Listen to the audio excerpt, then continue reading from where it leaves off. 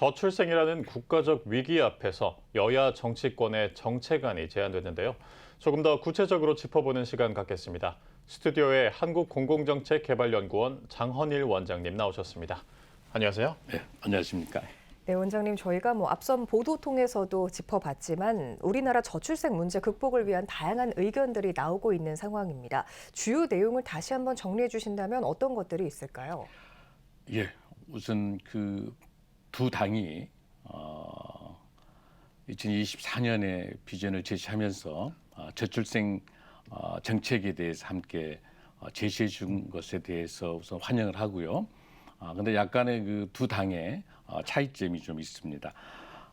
국민의힘 같은 경우에는 일과 가정의 양립이라고 하는 걸 관점을 가지고 있으면서도 동시에 출산기와 육아기 중심으로 정책을 제시를 하고 있고요. 그리고 민주당 같은 경우는 보편적 그 복지에 대한 그 기준을 가지고 있으면서 신혼 부부들의 기초 자산의 형성, 그리고 동시에 가장 저출산의 문제가 되고 있는 여러 요인 중에 하나가 되는 주거 문제, 이 두 부분을 집중적으로 정책 제안을 하고 있고요. 그 내용들을 좀 간단히 보면 국민의힘 같은 경우는 아빠 휴가라고 용어를 좀 바꾸자라고 이야기를 하면서 기존이 10일이었는데 1개월 유급 휴직으로 할 수 있도록 의무화하는 것, 그리고 육아 휴직에 관련돼서 210만 원으로 해서 조금 더 휴직을 하더라도 현실화할 수 있도록, 그리고 동시에 민주당 같은 경우는 이제 결혼했었을 때 신혼부부들에게 있어서 10년 만기 1억 원에 대한 대출을 하고 거기에서 첫 애를 낳게 되면 이자를 면제하고, 두 번째 애를 낳게 되면 이제 50%, 그리고 세 번째는 완전히 이제 전액을 탕감하는 이런 정책들을 가지고 있습니다. 네, 이렇게 달라지는 정책들을 소개해 주셨는데요. 지금까지 정책과는 또 다른 눈에 띄는 또 색다른 정책이 있을까요?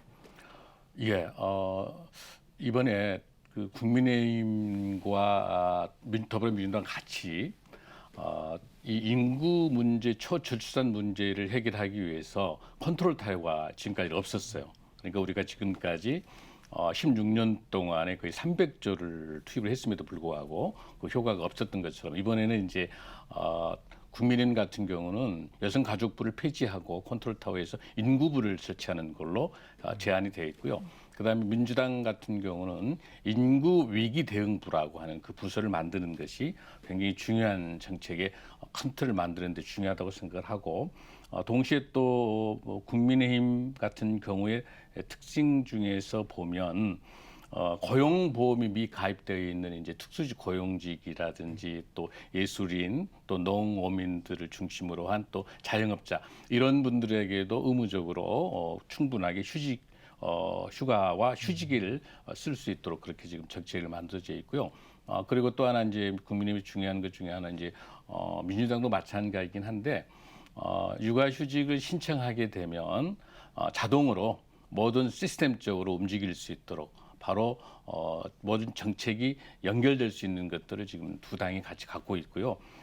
그리고 더불어민주당 같은 경우에는 좀 특이한 것 중에 하나는 우리 아기 킴카드라 해가지고 아동수당을 8세부터 이제 17세까지, 그리고 또 동시에 우리 아이 자립홈들하고 해서 출생하게 되면 0세부터 시작을 해서 18세 고등학교 졸업할 때까지 그렇게 해서 이제 정부가 10만 원씩 매월 주게 되고 부모가 또 10만 원을 넣어서 전체 액수 두 프로젝트가 합해지면 이제 총액이 1억이 될 수 있도록 해서 결혼 자금이라든지 주택과 또 여러 주거와 나중에 창업 이런 자금에 사용할 수 있도록 그렇게 정책이 되어 있습니다. 네.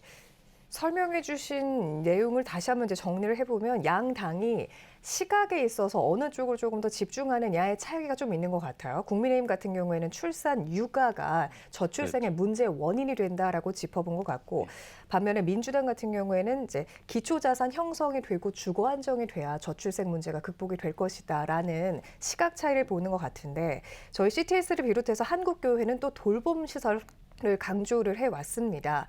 육아에 있어서 돌봄 시설이 강화가 돼야 저출생 문제 극복을 할 수 있다. 이런 제안과 정책들을 항상 이야기해 왔는데 어떻게 이번 안에도 반영이 좀 됐을까요?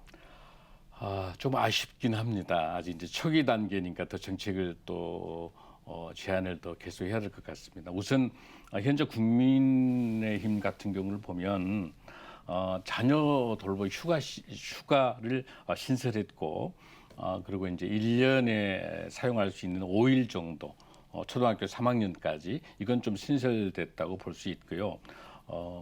그다음에 민주당 같은 경우를 보면은 아이돌봄 서비스에 대해서 모든 가정에 혜택을 줄 수 있도록 하겠다. 지금까지는 이제 중위소득이 150%로 기준이 되어 있는데 소득이라든지 또 자산을 완전히 그 제도를 폐지하고 모든 아동들에게 지원하겠다라고 되어 있는데 큰 문제가 뭐냐면은 이 영유아 아동 돌봄과 또 아동 돌봄에 대해서 유치원과 그리고 어린이집이 통폐합되는 2025년이기 때문에 또 아동 돌봄에 대해서 지역아동센터라든지 다음교 돌봄센터라든지 또 초등교실 관련된 늘봄 이런 것들이 분산되어 있기 때문에 이 정책들을 잘 모아서 이번 총선 때 나왔어야 하는 지금 정책인데 너무 아쉽긴 해요. 기대합니다.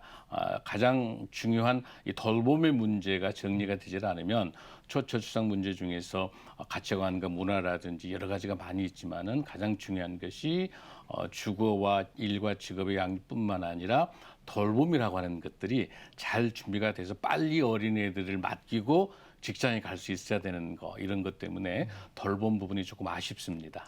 네. 이 돌봄 문제 해결이 좀 더 시급해져야 한다는 말씀을 해주셨는데요.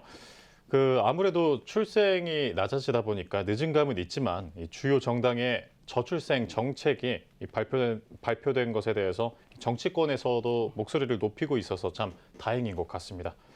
이번 제안을 종합할 때 좀 아쉬운 게 있다면 지금 돌봄 문제뿐만 아니라 다른 아쉬운 점이 있다면 어떤 게 있을까요? 이 초저출생이거든요. 지금 우리가 이제 1.3명 미만으로 와 있는 0.7명인데 이 채원 이대로 두게 되면 대한민국 2750년에 없어질 소멸될 제1호고 전 세계 가장 낮은 출산율 0.69까지 내려가는 상태에서 조금 더 정책이 좀 더 구체적으로 좀 나오고 통합이 될 필요가 있는 게 뭐냐면 이 초저출생 문제는 인구 문제뿐만 아니라 노동 문제, 또 교육 문제, 보건 문제, 지역 소멸 문제 복합되는 정책이기 때문에 조금 더 이 정책이 사회정책 종합적으로 좀 정리해서 양당이 좀 나왔으면 좋겠고요. 또 하나 중요한 거는 이제 재정에 대한 그 로드맵이 나와 있지 않아요. 지금 여야가 제시를 했지만 이 예산에 대해서 어떻게 예산을 집행해 나갈 것인가가 구체적인 로드맵이 나와 있지 않는 거고 그다음에 제가 보기에는 특히 좀 관점을 가져야 될 것 중에 하나가 뭐냐면 이 초저출산 문제의 가장 원인 중에 하나는 시간과 비용의 문제인데 비용에 대한 부분들은 지금 진행하고 있지만 어떻게 하면 그 노동 시간을 줄여서 어린 아이와 함께 부모가 함께 할 수 있는 시간들을 만들어내는 정책은 만들지 않고 유연근무라든지 시간 자체를 두고 고정시켜놓고 변동하지 않는 상태에서는 많은 한계가 있을 겁니다. 충분히 어린아이들과 내 자녀와 부모가 함께 시간을 함께 할 수 있는 노동 시간을 줄이는 정책이 나는 굉장히 중요하다고 보고 또 동시에 여기에서 우리가 관심 가져야 될 부분 중에 하나는 이 초저출생 시대 위기성에 대해서 우리 수요자에 해당되는 우리 결혼을 앞두고 있는 우리 다음 세대들이 청년들의 의견들을 좀 더 많이 반영됐으면 좋겠습니다. 공급자 중심으로 지금도 이번에 정책이 나왔는데 수요자 중심으로 정책을 조금 더 디테일하게 그리고 로드맵을 잘 선정해서 어차피 기대할 수 있는 거는 지금 여야가 합의만 할 수 있는 거가 뭐냐면 인구부라든지 인구 대응 위기부가 만들어지기 때문에 이거는 지금 총선 가기 전에도 여야가 빨리 합의해서 이 부처를 만들어서 컨트롤 타워를 빨리 진행하고 거기에 맞춘 특별하게 예산 세워가지고 이 로드맵이 잘 진행될 수 있도록 우리 국민들이 더 많은 관심을 갖고 특히 우리 크리스찬들은 기도 많이 해야 할 것 같습니다. 네, 올해 발표될 대한민국의 합계 출산율 0.6명으로 보도가 된 바 있습니다.